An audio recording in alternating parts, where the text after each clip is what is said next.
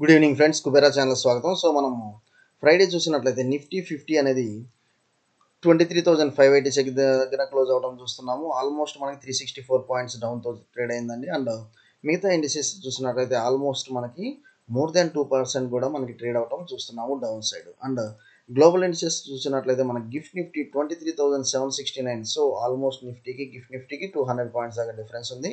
And Dow futures అయితే మంచి పాజిటివ్లో అయితే ట్రేడ్ అవడం చూస్తున్నాము మనకి ఈవెన్ సాటర్డే కూడా. ఓకే, సో ఒకసారి ఆప్షన్ చైన్ డేటా చూద్దామండి. ఆప్షన్ చైన్ డేటా ద్వారా చూసి అండ్ ఈవెన్ చార్ట్స్ కూడా మనం డిస్కస్ చేద్దాము. ఇక్కడ మనం చూసినట్లయితే 23,800 అనేది 1,14,000 ఓఐ అనేది బిల్డ్ అయింది కాల్ సైడ్. ఓకే, అండ్ మనకు పుట్ సైడ్ చూసినట్లయితే 23,500 అనేది మనం ఇక్కడ చూస్తున్నాము. అండ్ 24,000 అనేది రౌండ్ ఫిగర్ 3,68,577 ఓఐ అనేది మనం ఇక్కడ చూస్తున్నాం. ఓకే, సో మనకు వచ్చేసి రేపు మనకి 23,600 వన్స్ బ్రేక్ అవుతూ ఉంటే మాత్రం నాకు 23,800 దాకా నాకు ఫస్ట్ టార్గెట్ అయితే కనిపిస్తుంది. అండ్ మోర్ ఓవర్ మన గిఫ్ట్ నిఫ్టీ కూడా సిగ్నలింగ్ వచ్చేసి పాజిటివ్ సైడ్ ఉంది కాబట్టి సో మోస్ట్లీ నాకు వచ్చేసి రేపు మార్కెట్లో ఇది చూసినట్లయితే యాజ్ పర్ ఓఐ నాకు 23,587 ఉంది కదా. సో నాకు వచ్చేసి మార్కెట్ 23,500 లెవెల్స్ టచ్ చేసి దాని తర్వాత మనకు వచ్చేసి అప్ సైడ్ అనేది ఉండొచ్చు అన్నట్లుగా నాకు యాజ్ పర్ ఓఐ డేటా అనేది గమనిస్తుంది.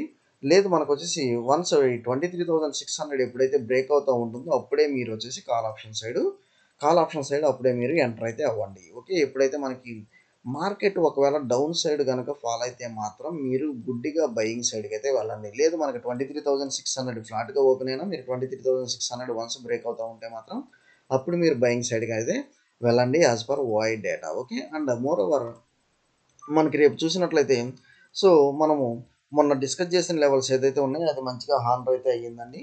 మన కరెక్షన్ డౌన్ సైడ్ ఒక 200 పాయింట్స్ అనుకున్నాం, అదైతే మనకు కనబడింది.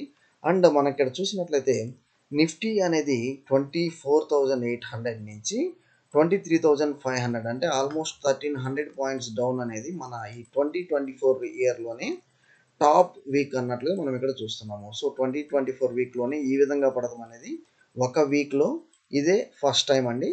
సో దానికి గల కారణాలు కూడా మనం నెంబర్ ఆఫ్ మన యొక్క వీడియోస్లో చూస్తూ వచ్చేసాము. మేజర్గా ఎఫ్ఐఎస్ సెల్లింగ్ కానివ్వండి, అక్కడ ట్రంప్ యొక్క న్యూ పాలసీస్ కూడా బాగా ఇంపాక్ట్ చేస్తున్నాయి. అండ్ రేపు మన చాట్ ద్వారా ఎలా ఉండొచ్చు అనేది ఒకసారి మూమెంట్ ఎలా ఉండొచ్చు అనేది ఒకసారి చూద్దాము. సో నాకు ఇక్కడ చూసినట్లయితే డైరెక్ట్ మీరు ఇక్కడ ఒక ఇన్సైడ్ క్యాండిల్ అయితే ఫామ్ అయింది 23,537 దగ్గర నుంచి 23,631. సో ఆల్మోస్ట్ 100 పాయింట్స్ నాకు ఇక్కడ స్టాప్ లాస్ అనేది కనిపిస్తుంది. కాబట్టి ఒకసారి నేను ఒక 5 మినిట్స్ క్యాండిల్, ఎందుకంటే 100 పాయింట్స్ స్టాప్ లాస్ మనం తీసుకోవడం అనేది కరెక్ట్ కాదు. అంత స్టాప్ లాస్తో మనకు వచ్చేసి చాలా లాస్ అనేది కనిపిస్తుంది. కాబట్టి ఒకసారి 5 మినిట్స్ క్యాండిల్ కూడా దాని యొక్క మొమెంటం చూస్తాము. ఈవెన్ 5 మినిట్స్ క్యాండిల్ కనుక చూసినట్లయితే నాకు 23,537 డౌన్ సైడ్ నాకు మంచి ఇదైతే కనిపిస్తుంది, సెల్లింగ్ అయితే కనిపిస్తుంది. And more over so once ఇది 23,595 లెవెల్స్ అనేది చూసినట్లయితే ఇక్కడ నుంచి మనకి మంచి బ్రేక్ అనేది ఇచ్చి ఇక్కడ నుంచి మనకి అప్ స్వింగ్ అనేది కనిపిస్తుంది యాజ్ పర్ ఈవెన్ ఈ యొక్క మనకి ఇన్సైడ్ క్యాండిల్ తీసుకున్నట్లయితే. అండ్ మోర్ ఓవర్ ఇది ఈవెన్ ఇక్కడ ఈఎంఏ క్యాండిల్ కూడా మనకి ఇక్కడ మంచిగా ఫేవర్ అవుతుంది. ఒకటి ఇన్సైడ్ క్యాండిల్ ఇది ఫేవర్ అవుతుంది, ఇంకోటి ఈఎంఏ క్యాండిల్ ఇది ఫేవర్ అవుతుంది. కాబట్టి ఇది వచ్చేసి నాకు మంచి స్ట్రాంగ్ సపోర్ట్ 23,537 స్ట్రాంగ్ సపోర్ట్గా కనిపిస్తుంది. ఈవెన్ ఫర్దర్ డౌన్ సైడ్ నాకు 23,500 అనేది కనిపిస్తుంది అండి. రేపు దీనికంటే నాకు వచ్చేసి డౌన్ సైడ్ మూమెంటం కంటే నాకు అప్ సైడ్ మూమెంటం 23,800 లెవెల్స్ దాకా మనం వచ్చేసి ఇందాక ఓఐ డేటా ద్వారా కూడా చూసాము. సో నాకు రేపు వచ్చేసి యాజ్ లాంగ్ యాజ్ నాకు 23,600 అబోవ్ ఉన్నంతసేపు నేను వచ్చేసి పాజిటివ్ సైడే నేను పొజిషన్ అనేది టేకప్ చేయడానికి చూస్తాను. సో డౌన్ సైడ్ కంటే ఒకవేళ అదే నేను ఇక్కడ ఒకవేళ ఫ్లాట్గా కనుక ఓపెన్ అయితే నేను అప్ సైడే మార్కెట్ మూమెంటం ఉంటుంది అయితే ఎక్స్పెక్ట్ చేస్తున్నాను. ఈవెన్ మనకి గిఫ్ట్ నిఫ్టీ కూడా మనకు వచ్చేసి అప్ సైడ్ సిగ్నలింగ్ అయితే చాలా ఎక్కువగా ఉందని 200 points difference. Okay, and more over ఇంకోటి చూసినట్లయితే మనకి బ్యాంక్ నిఫ్టీ వచ్చేసి 50,684 అనేది నేను మేజర్ స్టాప్ లాస్గా తీసుకున్నాను. ఎందుకంటే ఇది ఇక్కడ వచ్చేసి ఇది ఈ రెడ్ క్యాండిల్ ఏదైతే inside candle formation as well as EMA candle formation కూడా మనకి ఇక్కడ బ్రేక్ అయింది. కాబట్టి 50,000 యాజ్ లాంగ్ యాజ్ మనకి 50,774 ఆర్ 800 అబోవ్ నేను వచ్చేసి అప్ స్వింగే తీసుకుంటున్నాను. ఫస్ట్ టార్గెట్ 51,000, మనకు వచ్చేసి సెకండ్ టార్గెట్ వచ్చేసి నియర్ అబౌట్ 51,500 లెవెల్స్ అయితే కనిపిస్తుంది. ఈ లెవెల్స్ దాకా నాకు వచ్చేసి టార్గెట్ అయితే కనిపిస్తుంది. ఓకే, సో అది మీరు ఇక్కడ ఒకసారి చూడొచ్చు.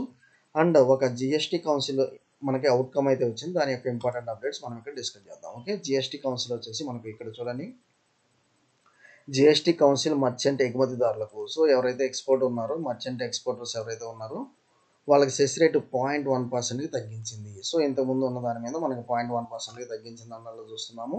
అండ్ మోర్ ఓవర్ బియ్యం గింజలపై సుంకాన్ని కూడా ఇది 5%కి తగ్గించింది అన్నట్లుగా చూస్తున్నాము. సో బియ్యం మనకి బిజినెస్ వ్యాపారం ఎవరైతే చేస్తారో వాళ్ళకి మంచి అవుట్కమ్ అయితే ఇచ్చిందండి జిఎస్టీ కౌన్సిల్. అది మీరు ఒకసారి అగ్రి బిజినెస్ స్టాక్స్ ఏదైతే ఉందో, బాస్మతి రైస్ కానివ్వండి, ఈ యొక్క రైస్ బిజినెస్ ఏమైతే ఉన్నాయో చేసే ఎక్స్పోర్ట్స్, వాటికి వచ్చేసి మంచి మనకు వచ్చేసి ఈ యొక్క స్టేట్మెంట్ వల్ల రేపు వచ్చేసి మంచి పాజిటివ్ స్టేట్మెంట్ అయితే మనకి పాజిటివ్గా మూమెంటం అయితే ఉండబోతుంది. నెక్స్ట్ వచ్చేసి జిఎస్టీ కౌన్సిల్ సమావేశం 2000 కంటే తక్కువ చెల్లింపు చేసే పేమెంట్ అగ్రిగేటర్లకి పరోక్ష పన్ను మినహాయిస్తుంది. అండ్ మోర్ ఓవర్ 0.1%కి తగ్గించడం చూస్తున్నాము.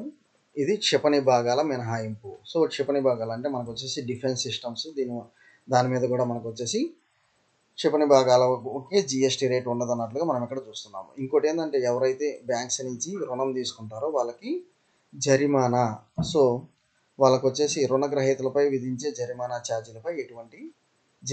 ఛార్జీలపై అంటే పెనాల్టీలపై ఎటువంటి జిఎస్టీ అయితే ఉండదు. అది వచ్చేసి మనలాంటి బారోవర్స్కి మంచి శుభపరిణామం అండి. ఇంకోటి మనం చూసినట్లయితే ఇది 50% కంటే ఎక్కువ ఫ్లై యాష్ ఉన్న ఏసీసీ బ్లాక్లకు 12% జిఎస్టీ వర్తిస్తుంది అందులో చూస్తున్నాము. ఇంతకుముందు 18 ఉండేది, ఇప్పుడు 12% చేస్తున్నట్లుగా చెప్తున్నారు. ఇంకోటి వచ్చేసి మనం చూసినట్లయితే పచ్చిమిర్చి, తాజా పచ్చిమిర్చి లేదా ఎండుమిర్చి మరియు ఎండు ద్రాక్షను ఒక వ్యవసాయదారుడు సరఫరా చేసినప్పుడు అది జిఎస్టీకి లోబడి ఉండదు. సో అగ్రికల్చర్ బిజినెస్ మీద మంచి అవుట్కమ్ అయితే ఇస్తున్నారు. ఇంకొకటి లాంగ్ రేంజ్ సర్ఫేస్ మిజైల్ సిస్టమ్స్కి మినహాయింపు ఇవ్వబడుతుంది. వాటి మీద కూడా జిఎస్టీ అయితే ఉండదు. అండ్ మోర్ ఓవర్ ఇది ఎలక్ట్రిక్ వెహికల్స్పై వచ్చేసి కొత్త ఈవీలపై 5% జిఎస్టీ విధించడం ద్వారా ఎలక్ట్రిక్ వాహనాలను ప్రోత్సహించాలని జిఎస్టీ కౌన్సిల్ లక్ష్యంగా పెట్టుకుంది. సో ఎలక్ట్రిక్ వెహికల్స్కి కూడా మంచి నిర్ణయం అయితే ఇచ్చినట్లుగా మనం ఇక్కడ చూస్తున్నాము. అండ్ మోర్ ఓవర్ మీరు చూసినట్లయితే ఒక కంపెనీ ఉపయోగించిన ఈవీని కొనుగోలు చేసినప్పుడు లేదా విక్రేతాడు ఉపయోగించిన ఈవీని పునః విక్రయం కోసం సవరించినప్పుడు 18% విధించబడుతుంది. ఓకే, అప్పుడే 18%. సో రీయూజ్డ్ వచ్చేసి 18% దాకా మనకు వచ్చేసి 18% దాకా పన్ను విధిస్తున్నారు అన్నట్లుగా చూస్తున్నాము. ఈవెన్ పాప్కార్న్ పై చూసినట్లయితే మనకు వచ్చేసి ప్యాక్డ్ పాప్కార్న్ మీద 12% జిఎస్టీ. అండ్ మోర్ ఓవర్ మనకు వచ్చేసి స్పైసెస్ పాప్కార్న్ అంటే మనకు వచ్చేసి వాటి మీద 18% అన్నట్లుగా చూస్తున్నాము. అది ఒక నెగిటివ్ రిమార్క్ అయితే ఉంటుందండి. ఇంకొకటి ఆరోగ్య జీవిత బీమా, ఇది వచ్చేసి చాలామంది ఎదురు చూస్తున్నారు. అండ్ ఇది కనుక మనం చూసుకున్నట్లయితే సో టర్మ్ జీవిత బీమా పాలసీలకు చెల్లించే బీమా ప్రీమియం జిఎస్టీ నుండి మినహాయించాలని చూస్తుంది. సో టర్మ్ పాలసీలు ఎవరైతే కట్టించుకుంటున్నారో హెచ్డిఎఫ్సి కానివ్వండి, ఐసిఐసిఐ కానివ్వండి, బజాజ్ కానివ్వండి, సో ఈ చాలా పాలసీస్ ఉన్నాయి కదా టర్మ్ ఇన్సూరెన్స్ అనేది, వాటికి వచ్చేసి ఎలాంటి జిఎస్టీ ఉండదు అన్నట్లుగా మనం చూస్తున్నాము.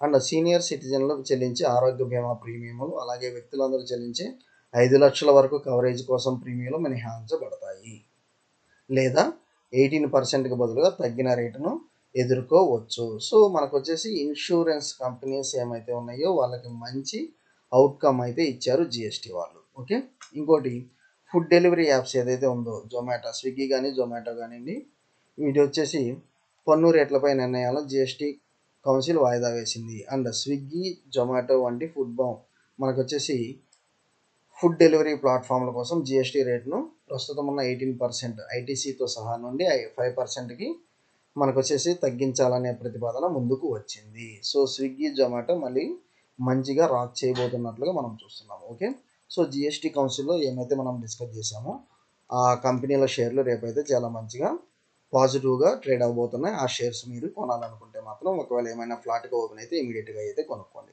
ఓకే, సో డిఫెన్స్ స్టాక్స్ ఒకటి, అగ్రి స్టాక్స్ ఒకటి, అండ్ మోర్ ఓవర్ మేజర్గా టర్మ్ ఇన్సూరెన్స్ అంటే ఇన్సూరెన్స్ కంపెనీస్కి ఇవన్నీ మంచిగా అయితే ఇచ్చింది outcome. Okay, so even electric vehicles అవైతే ఆ స్టాక్స్ అయితే మీరు జాగ్రత్తగా కొనుగోలు చేసి పెట్టుకోండి.